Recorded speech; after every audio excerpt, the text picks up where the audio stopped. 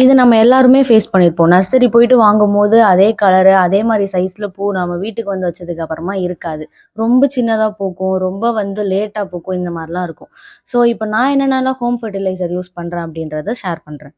Home ஃபெர்டிலைசர்ல நெறைய இருக்கு. இன்னைக்கு கிச்சன் வேஸ்ட்ட எந்த மாரி டைப்ல யூஸ் பண்ணலாம் அப்படிங்கிறத பார்க்கலாம்.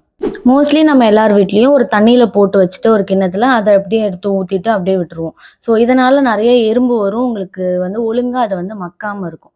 அதுக்கு பதிலா என்ன பண்ணலாம்னா, நீங்க பாட்ல வச்சிருந்தாலோ, இல்ல மண்ல வச்சிருந்தாலோ, சின்னதா ஒரு பள்ளம் நோண்டி அதுக்கு கீழ அதுல அந்த ஃபுல் வேஸ்ட்டும் போட்டுட்டு நீங்க க்ளோஸ் பண்ணிடலாம்.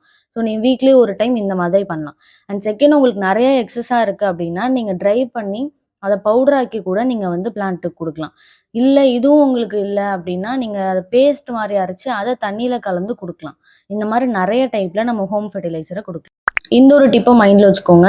எந்த ஒரு ஃபெர்டிலைசர் நீங்க குடுத்தாலும் அந்த பிளான்ட்க்கு கொஞ்சம் கேப் விடணும். ஸோ ஒரு 5 டேஸ்க்கு ஒன்ஸ் நீங்க வந்து குடுத்தாலே போதும். நல்ல குரோத் கிடைக்கும்.